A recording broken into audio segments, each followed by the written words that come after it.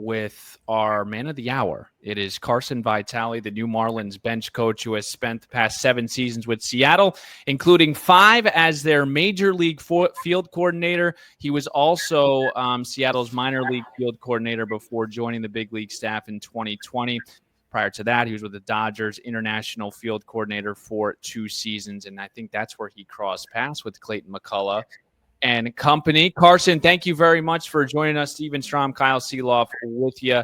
Let me first start you off with this. You a fan of New Year's resolutions as we approach 2025? Yeah, I mean, I've made a couple. I have.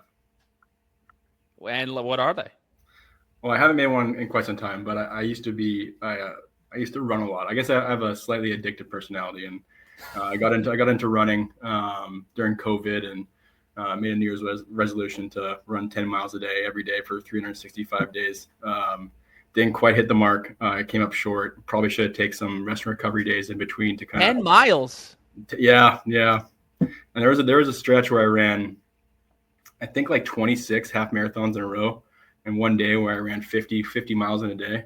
Holy buckets. Yeah, but I mean, my body broke down. I couldn't handle it, and in hindsight, I could have done it a lot smarter. Well, that sounds awful, but also it must be really good for the physical and mental. But Carson, welcome first of all to Miami, and I guess we'll start with the obvious. Sometimes sounds like a lazy question, but why was this the right fit and the right time for you to make this move in your career? Yeah, I think there's a few reasons. Number one being the people. Getting a chance to work with Gabe and Clayton again, 2 people that have been really important figures in my life for various reasons. But getting a chance to talk with Peter and talk with the group and understand where the Marlins are currently at and what they're trying to do, it was something that was really exciting to me. And just the chance to build something with people that I really believe in was something that I just couldn't pass up. Carson, how hard was it to leave Seattle? Yeah, I mean, really tough. I mean, the guys I worked with over there, they're much more than just teammates. They're brothers, guys I've spent more time with than my family, So very bittersweet, but they were all very encouraging in the process, and generally wanted what's best for me, and that's why I know why they're my brothers, and had deep relationships with them, because when the decision did come to pass, they were very supportive, and it just showed exactly who they were. And there's great people everywhere, but when you spend 7 years in one place, and 5 years on one staff with guys you came through the system with, it means a little more. Steven, I'm going to do this out of the gate so you guys can mend your relationship while we chat. Carson, I saw your Instagram, just a ginormous Packers fan. Steven has family and ties to Minnesota. This is the NFC North. So if you want to get that out of the way now and hash this out, we can continue here momentarily, Steven. Oh, man. You can go first, Steven, if you want. I have a rich history of winning. So. Oh, gosh. Disappointed, obviously. We had a good when we first jumped onto this call, we both took a timeout for a bathroom break, so I thought we were on the path to being brothers. But as soon as I heard that cheesehead fandom, I got to look the other way. But I will tell you, as much as 12-2 feels good, I am petrified the final 3 because Green Bay still has a chance of that number 1 seed, and that is what's concerning me. They're playing good football at the right time. I'm not sure. I'm very emotionally invested into the Packers. My wife Lucy can attest to that. Sundays are very much my happiness is very much relied on how the Packers play. So my dad grew up in Wisconsin, huge Packer fan, just that kind of thing. I've been going to Green Bay, going to Lambeau every year for as a tradition. Didn't get there this year, but we got to a game in Chicago. So is it worth it? Is Lambeau worth it? Yeah, I mean, like, if you love history and tradition, like, it's up there with Fenway and like old Yankee Stadium, Dodger Stadium. It's like you walk into the place, there's history, like people that have played there, and then just like the other aspect of it, just being in a neighborhood and just like the camaraderie and the fan base, like it's a unique place, So if you like unique things and unique sporting events, it's definitely worth it. So you had mentioned that your father was from Wisconsin. Yep. You're from Canada, dude. How did this guy, where hockey is king, get into baseball? Yeah, I mean, my dad actually, my dad played baseball. He actually spent a year at Miami-Dade Junior College right out of high school. So it was one of those things where, he was a big baseball fan. He played professional fast pitch. I was the bat boy. Most of my summers were, touring the United States, going to various fast pitch tournaments. So it's just one of those things where, you kind of follow what your dad does. And he was a football and baseball guy. I became a football and baseball guy. I respect hockey, the culture, the players, their animals. But just something that I never really gravitated towards, and baseball has just been my true love for as long as I can remember. And you grew up in one of the most beautiful places in the world, in British Columbia, Canada. Stephen, I have something to share with you, and Carson, you'll enjoy this. I don't know if I've ever shared this with you. My great uncle, his name is Elijah Pope Tinsley, is in the Green Bay Packer Hall of Fame. He played on their offensive line in the late 30s and early 40s. And my grandmother currently has his Super Bowl ring. Yeah, that's really cool. That's very cool, right? Never met him. To see that ring one day. We have it. It's back home. I'm from New York, but there you go. Cool little story. Carson, I want to ask you about your family, man, because when I was doing a little research on you, having never met you and had an opportunity to chat with you, saw this incredible story from The Athletic a couple of years ago, and you have a beautiful family, your wife Lucy and your son Charlie, who was born, I believe it was 12 weeks premature, spent over 90 days in the NICU unit. And feel free to share as much as that story as you'd like, but I want to know how much perspective that brought into your life that is gruesome and as cruel as the game of baseball can be, and you're striving to obtain the unattainable every day. How much clarity did that give you that my family is everything to me? Yeah, you look to moments in your life that kind of shape your perspective and your worldview. That's definitely one of them. My wife is an absolute soldier, and Charlie, my son, is a warrior as well. Came into the world in a difficult way, but the strength that that has given us and our family is a really unique thing. I'll say this: NICU nurses and doctors are the best things in the world. They are the strongest people I've ever met, and we're still really close friends with some of Charlie's nurses to this day. For as dark of a moment that was in my life, it was also the best moment in my life as well. So, can't wait for Charlie to run around Lone Depot Park and get to experience Miami. But it was something I wish upon nobody. But in hindsight, it was probably one of the most, the most singular, impactful moment of my life. Okay, how's he doing? Righty or lefty? How's Dad doing? Does he look like a ball player, Carson? He's still getting the hang of catching a ball. He can't do that yet. He's definitely a righty. He loves baseball. Every time he drives by a baseball stadium, he can say baseball and points to the stadium. So, baseball is all he knows. He's taken, I think he's been to half the ballparks in the big leagues already at the age of 3. So he's set up for success in terms of having baseball in his life. We'll see if he likes it, but I'm guessing he's going to. So, Carson, I was talking with Kyle before you jumped on here about the roles and responsibilities for a bench coach, which I named a couple. I know there are a lot more, but I'd love for you to tell the audience, just even right now, it's December 18th, we're recording this. What are your responsibilities specifically coming up with spring training in, a matter of 2 months? It's crazy. Yeah. And that's probably why I'm down here in Jupiter right now. Me and Clayton McCullough and Aaron Leinhardt and Hector Crespo and Tyler Smarslock are all down here right now talking about spring training, getting ideas on the whiteboard. And I think the goal here for all of us is just to ask questions. Why are we doing things? Historically, why have we done things? Is there better ways to do it? And I think you hear the term progressive and innovative a lot. I think that simply means we're going to question why we're doing things to ensure that we're doing it smartly and, for the benefit of our players, both in the short term and long term. And I think the role of a bench coach is probably viewed differently across the industry. The way I view it is that I'm here to support every single staff member and every single player on a daily basis, and to make Clayton's job easier. And you can talk very granularly about those responsibilities, or very broadly.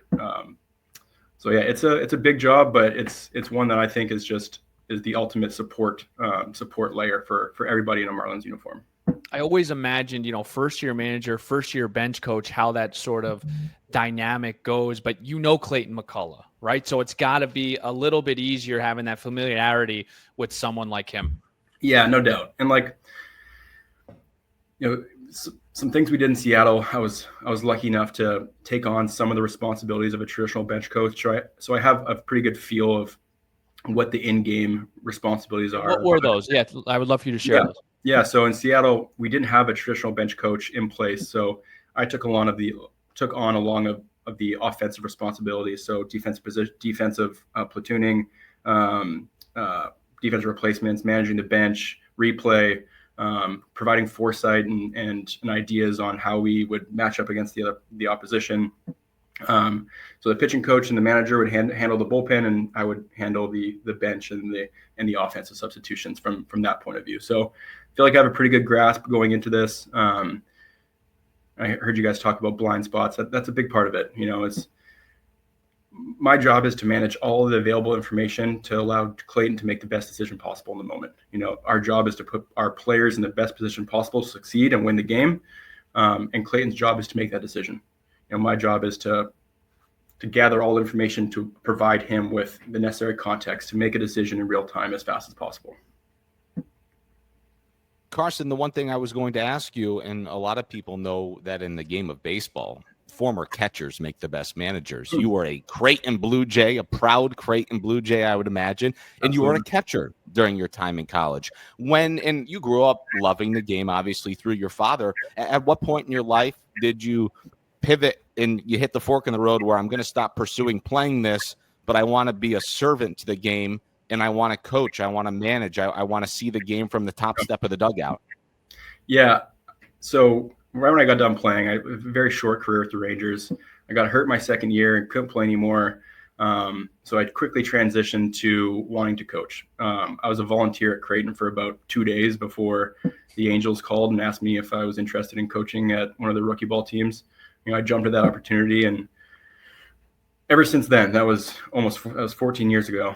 I've been very focused on just doing the best job I could in that day and supporting the people around me. And bit by bit and year by year, and new teams going from the Angels to the Dodgers to the Mariners, and now here in Miami, you realize that there's smart people and there's great people everywhere. And if you can just, be a servant to those people and soak up as much information as possible and be present on that day and help the people around you, good things tend to happen. And, over the course of those 14 years, I've really grown to love success through others. And, when our players succeed, when our staff succeed, when other teams call on our staff members to go take promotions, that is where I, get a lot of gratitude from. And, seeing our players succeed, there's nothing better than that. That's how I view the game. As much as it is about winning, it's about seeing others succeed. And from this seat, I got to have a big impact on that. I just have to share with you a fun anecdote I found when I found your roster page on the Creighton baseball website. And throughout the course of your time there, it lists accolades for every year. One bullet point mentioned that Carson successfully executed a hit and run on February something of 2000. It was such an obscure little note that you did something correct in a game. I must ask, do you remember this successful hit and run that they found was so important to put down, Carson? It was probably the first successful time I did it, and the communications guy at the time was probably shocked I did it, so he just threw it in there as a joke. But no, okay, I don't, unfortunately. It felt monumental when I saw it, so I figured I needed to ask. It was monumental to somebody, apparently. Yes, so Stephen. I'm curious because you've had so much experience, and again, Kyle had mentioned you're so young, which is awesome. What would you say, looking back at some of your experiences, was the biggest eye-opening sliding door, biggest challenge, or I guess just biggest influence? Was it managing in the DR? Was it in Seattle?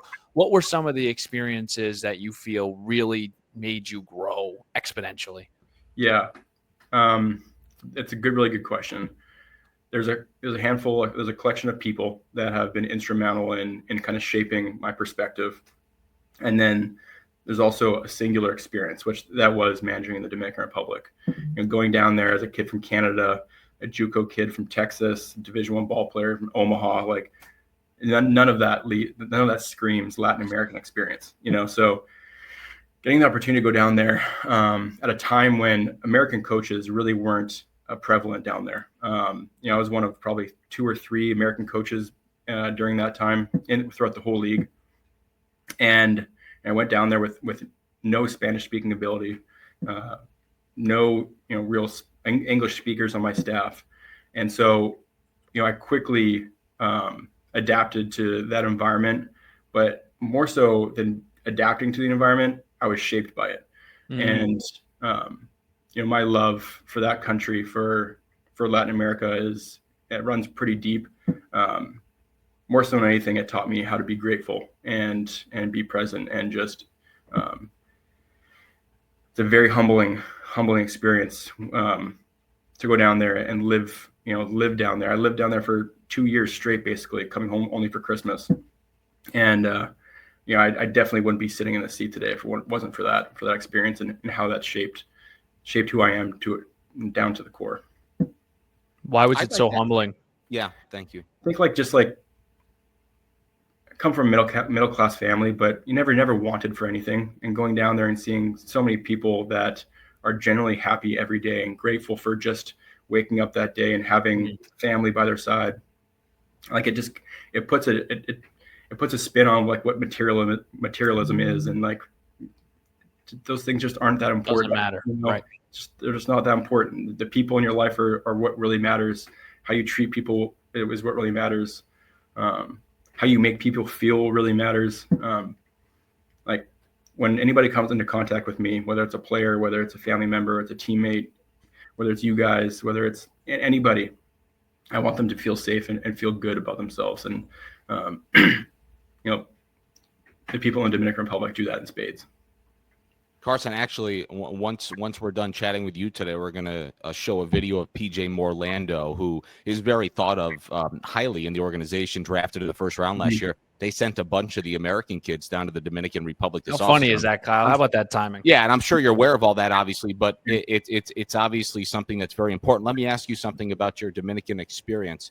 And I'll preface this by saying I think every person that gets to the major leagues or plays professional baseball works very hard. How quick did it take you to realize that it's those kids' way of life? It's not life or death, and it's not exactly a ticket to freedom, unless I suppose you're in Cuba when it's very serious in that nature. But how quickly did you realize this is their meal ticket if it happens? Yeah, it's just you don't know until you're down there and see the scope of it. Like you see Latino American players at the complex and when you're in rookie ball and throughout the minor leagues, but going down there and seeing the complexes, seeing the island, seeing how people live, you just don't have the right appreciation for it until you're actually down there and see it firsthand. And I was very close with Julio Rodriguez with Seattle, and seeing him as a 14-year-old, 15-year-old, just enjoying playing the game, and that joy resonates throughout his, how he lives, and, a symbol for a lot of Dominican kids who just love playing the game. And as much as it is a meal ticket to, success and some fortune, at their core, they love baseball. And so it's just a very pure thing. I can't say enough about it. ¿Tú hablas español? Sí. There you go. He speaks it, Kyle. Yeah, well, I got that. Again, I try my best. That might be the end. That's probably where I draw the line, but I totally understand. I would like to ask you, too, though, Carson, from your experiences down there, how impactful do you think this experience has been for some of these Marlins draft picks and prospects to just go spend some time down there this winter? Yeah, without talking to them about it, personally, if they went down with the correct perspective and an open mind, I'm sure they were shaped just as much as I was. It's an incredible experience. And the organizations that send American kids down to, gain that perspective and that experience always, I shouldn't say always, but most of the time come back with, a profound amount of gratitude. And that, I think that just that alone is well worth it. Tengo una pregunta, Carson. We had mentioned, and I want to actually get into this now, Clayton and Gabe, you listed those guys as one of your biggest influences out of your 5 in an article in 2019. Why because they're so different. Yeah, but at their core, they're the same. They want what's best for people, and they challenge people. And they're one of the first two people in my life that I really felt like they were challenging me for the right reasons, out of no self-interest, and simply just to make me better. And that stuck with me in a deep way. And they both did it in their own way. They both did it in a way that is unique to them, but they both did the same thing, which is challenge me to be better. And ultimately, I wouldn't be sitting here if it weren't for those instances. And I'm in a deep debt of gratitude to both of them for it. And hopefully, I can provide the same level of challenge. And that's why we're all here as Marlins, is to challenge each other, provide feedback, and ultimately help us grow so we can help our players grow. Right? I think it's fairly ironic when we're asking our players to do challenging things to grow, yet we don't do it ourselves. And so that's something that we will absolutely model for the entire group. Feedback being one of them, but we are here to get better, and that's not just unique to our players. We need to get better as well. Carson, my next question for you would be: I would imagine that maybe some within the industry, the pundits, the hard-hitting journalists like Stephen and myself, might find that this coaching staff is met with some skepticism, relatively unproven in nature, right? A lot of you guys are doing something you haven't done before. Do you think about that? Does it make you hungry to prove people wrong? I mean, it's in everybody's nature to want to stick it to somebody if they don't believe in them. I think everybody's entitled to their opinion, right?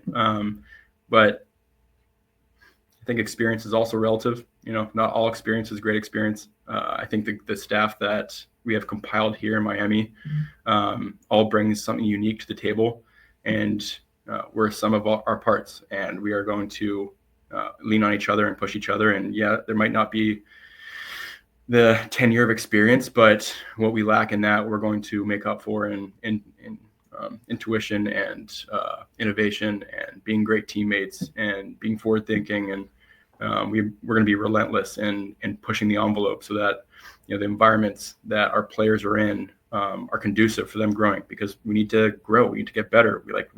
That's going to be the common theme, is that we're always finding ways to push the envelope. And while it might not be the most experienced staff in the league, the traits that I think make a well-rounded staff are very, very present here. The role as a bench coach is a very unique one, and Stephen and I were chatting about that earlier. In my time with the Marlins over a decade now, I've had an opportunity to see a lot of different bench coaches. And the one thing that I've always found that's a little bit similar in some of the responsibilities as a bench coach, a lot of the times it's the manager that'll jump the what of a player, and it's incumbent upon the bench coach to kind of massage that player to make sure that they're okay. How do you balance that? That's very interesting. Yeah, I think it goes both ways. I think if every issue lands on Clayton's desk, I'm probably not doing a very good job. A big part of my job is making sure that small little fires don't become big fires. And so if Clayton's always playing bad cop and I'm always playing good cop, I don't think that's a very healthy thing. This is very much a team effort, and our job to ensure that our clubhouse is in a good working place is completely a group effort. And some issues, some instances should fall on my desk, and some should be on Clayton's. But I think the traditional role of good cop, bad cop probably is a little played out, and at least in my opinion. And our job is to work together to ensure that all of our players feel like they have the necessary support to go out there and do their jobs. Other than Clayton, Carson, anyone else? I know Frankie Pilieri was in Seattle. Anyone else that you've crossed paths with that is with the current coaching staff? Yeah, so Pedro Guerrero and I worked together in LA. So I know Pedro very well. Other than Pedro and Clayton and Gabe, obviously, I know people within the group. I can't say I've worked closely with them, but have kept in contact with many of them.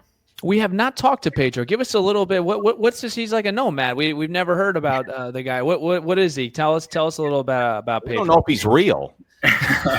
He's the ultimate teammate. You won't find a more genuine human being. In terms of acumen, he knows the swing. He knows how to game plan. He's very thoughtful, Players love him. He connects extremely well. He's going to do a tremendous job of connecting with our players and making them feel supported. You're going to hear that a lot. This guy supports our players. They put them in positions to succeed, and they create an environment for them to grow. Like, you're going to hear those words said a lot, and Pedro hits that mark, man. And I'll throw it to Kyle after this. I guess similar just to the players as well, Carson. I know majority of these guys are so young and they've got a ton of opportunity, but I know that the manager is constantly in contact with the players. Anyone, is that your responsibility too, to reach out to some of these guys? Who have you talked to? Kind of give us that rundown. Yeah, I just started reaching out to some of the players actually a couple days ago.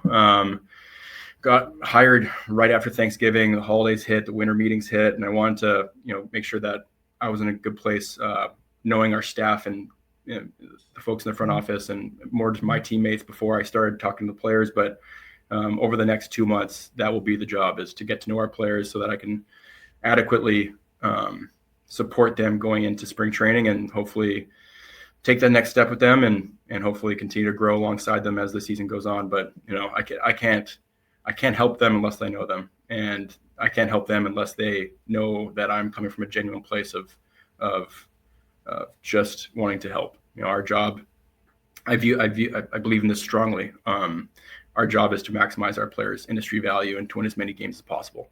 And in order to do that, I gotta know them on a very deep level, and I hope to earn that over time. I know every situation is, it's going to be different to the individuals. And Steven referenced, and now as you dig into this thing, there is a chance that this, at least on the position player side, this is the youngest roster in baseball. Yeah. And with that is going to come hot stretches where these guys feel like nobody can get them out, and stretches where they feel like they don't belong in the major leagues. How do you go about that and tell these kids? And a lot of them are kids. I know they're young men, but you understand what I'm saying? How do you let them know that in this game, when you're 1 for your last 33 with 20 punch outs, that you're good and it's going to be okay? Yeah. Well, it starts by talking about it a lot. And the second part of that is creating a process that focuses on things that we can control daily. If we dominate the things we can control, I know it sounds a little cliche, but if we dominate those areas, the results hopefully will take care of themselves. And rather than focusing on the uncontrollable results of the game, the luck and randomness, we're going to place a heavy emphasis on the things that is within our control. And if we do that on a consistent basis and stay consistent, through the ups and downs, I think the players will realize, and our staff will realize that, we do have confidence in what we're doing. We do believe in what we're doing.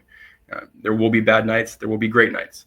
But if we stay focused on the process of controlling the things that are in our grasp, I think we're going to be in a really good spot. Kyle, I'm baseballed out. I got beard questions and tattoo questions. So you got a couple more baseball ones? I do. And I need you to be uncomfortable for a second, Carson, and talk about yourself. When I saw all these tweets that, Mariners lose field coordinator Carson Vitale. Carson Vitale accepts bench coach role in Miami. All the replies I saw was from fans. This is bad. Oh no, bad. We're losing a good person. He was important. Why did they think so highly of you, Carson? What about you, man? Why did these players and the coaching staff and the fans, for that matter, gravitate to Carson Vitale, and why were you so important to them? I mean, I can't speak to all of it. All I can say is that hopefully people, once they get to know me a little bit, know that I generally just want to be there for them. And there's not a whole lot of self-interest in my heart. And I'm a lot philosophical, and those are the things I kind of gravitate towards in communicating. And I like to have fun, and I guess people kind of gravitate towards that at times, especially in a game that's filled with a lot of failure. So doing the right thing is at my core. It's my moral North Star. And I think when you think about kind of anything, doing the right thing is pretty black and white. And hopefully people over time get to know that is my intention, that there's always a right and wrong. And hopefully I choose the right a whole lot more often than the wrong. And I think people can see that. I think what's been And what's really been cool, and Steven and I have chatted about this a lot, and we chatted with Clayton and now yourself and all these other people that have been hired, how humble so many of you guys are. And I think it's going to be awesome for fans of the Marlins to get to know this coaching staff and what you guys are all about. I'll go back to a question I asked you earlier. You know, this is a team that's going to be doubted because so many of these young men are unproven and they need to prove that they can win before people are going to buy into who they are. Yeah. Will you guys take an underdog mentality, or do you not like the nobody? But is that too much for 8 months out of the year to take that attitude to the ballpark every day? Well, I think it depends on what you think culture is. And there's never an absence of culture. Culture isn't as a slogan or a rally cry. It's how you make people feel and how you feel in the environment you're at. And I think our players are going to tell us exactly what that's going to be. And hopefully we can guide them along the way and create an environment where, you know, we kind of push them in a positive direction. But whatever direction we take in terms of our motto or whatever, like, it doesn't really matter. It's about our work every day and how we treat each other. And if we do that right and we are actually committed to that, which we are, you're going to look up and see a very good product on the field in Miami. And hopefully that product will show up soon and be very long lasting. That's the goal. You know, it's to create a winner in South Florida and do it for a very long time. And so the long answer to, you know, the underdog or, you know, whatever the mentality is, you know, we'll find that along the way based on how our culture is shaped. I only have one more. I had more, but I forgot them when you told us you were trying to run 10 miles a day all year long. It really threw me off about a half hour ago, Carson. Couldn't believe he said it. On football Sundays, I'm fortunate to take 10 steps, and I'm thinking what do you mean 10 miles a day? What, this is crazy. Hey, the only other thing I'll ask you is as you now look at this roster, and I love the game from this perspective and watching young men grow and do something really awesome together. And I know it's not going to happen instantaneously. And I'm not asking you to dive into every player here on the position player side on the 40-man roster. But have you started to look at some of these guys? And what do you think about these young, hungry fish here in Miami? We have a lot of young, very interesting players who want to be good. I know that. We have a really interesting core group of core position players that are really exciting. They all bring unique things to the table. And our job is to make sure that those strengths stay strengths and hopefully help them around the periphery and help them with some of the things that, you know, are not presently there. And but yeah, our roster is unique and it's very exciting, and the product is going to be good. I'm very confident that, you know, you watch Miami Marlins baseball, you're going to know what we're about and what our brand of baseball is going to be. Good, Kyle. I keep going, but I got to save some. I need to have a reason to introduce myself to Carson in spring training. I do have a baseball one, not anything specific to the Marlins, but is Joey Votto the best Canadian baseball player of all time? I mean, it's definitely the right question. He's definitely in the conversation. He's definitely my favorite. So, I mean, if that answers your question. Kind of. Yeah. There were some. I was looking up some of the names, baseball players from there. There's some names on there. I don't know if we should do a Mount Rushmore together, but there's some names up there. There absolutely is. There's a lot of. Don't sleep on Canadian baseball players. I'll tell you that. Your beard. How long did it take to grow it out, and how do you make it so luscious? Yeah, this is actually. I just trimmed it right before my interview, so I thought I'd come in looking a little bit more professional than normal. During the season, it'll get a little longer. I started growing it with the Dodgers, and it kind of stuck ever since. It got really long during COVID, kind of really leaned into that era. Mm-hmm. And then I shaved it after the 2022 season. Completely. You know, we missed the playoffs by a game. I was like, you know, this is done. Went with the mustache for 2023, made the playoffs, thought I had some luck in there, and then kind of a dry spell in 23, and I grew the beard back. So it's been back since, and it's probably here to stay for a while. How many tattoos? You're very superstitious. Yeah, I guess I am. Okay. Tattoos? Yeah, I got a few. Can I see for the visual audience? Do we have on the arm? This arm here. I got this. Pull out those guns. Got some on the back. Probably some more down the road, do something for my son. That's Kind awesome. of celebrate that moment. But like tattoo. I mean, I think the one thing, I really try to do for the people that I work with, both on the coaching staff and our players, is to model individualism. I really try to be myself. I'm not going to try to be anybody I'm not. And I really hope, our players feel that they can be themselves as well. I think, something we talked a lot about in Seattle, which I think was a really good thing, was the idea of being you, but being aligned with the group. You can be exactly who you are, but we're all moving in a forward direction. So, celebrate who you are, be who you are, and then we're also Marlins at the end of the day. Have you ever had an endorsement or advertisement deal for the beer? No, but I was lucky enough to spend some time around Justin Turner at the end of last summer. Oh yeah, you were. And he has a great beard, and he's got a deal with the beard club, so he hooked me up with some razors and some clippers. So not endorsed, but I got a gift from someone who is endorsed, which is high compliment. Wow. Okay. My last one, outside of keeping wife Lucy happy and chasing around a 3-year-old son, what do you like to do, Carson? What are you passionate about outside of the game of baseball? Yeah. So the Packers, you guys know that already. Yeah, we get it. Get next. Love to cook. In the off seasons, me and Lucy cook every night without fail. Love to golf. Love to snowboard. Love to be a dad. That takes up dad, cooking, Packers, baseball kind of takes up most of my time right now. And then off days in the summer is usually filled with golf. So I just got married, so I'm getting in the kitchen as well with my wife. Still weird saying that, but it feels good. What is your role in the kitchen? Because sometimes I just feel like I'm like getting in the way, and every time I ask to help, it's very minimal things like pass me the salt. And I'm capable of bigger things, but what is your role when you're cooking? No, I am the chef. You are the chef. Yes, I am the guy. Yes, absolutely. Grill, or are you a stove guy? Grill, Blackstone, stove, Everything. cooktop, all of it. Yeah, we mix it up. We keep it interesting, complex, simple. Every nationality. And we try to. If there was a contest, what dish would you make? What's your best dish that you make? Well, I just got a Blackstone about 3 weeks ago. So working on perfecting my smash burgers right now. That's in a pretty good spot. But my steak and Japanese sweet potatoes it's really good. How do you cook your steak? Right now, over a flame.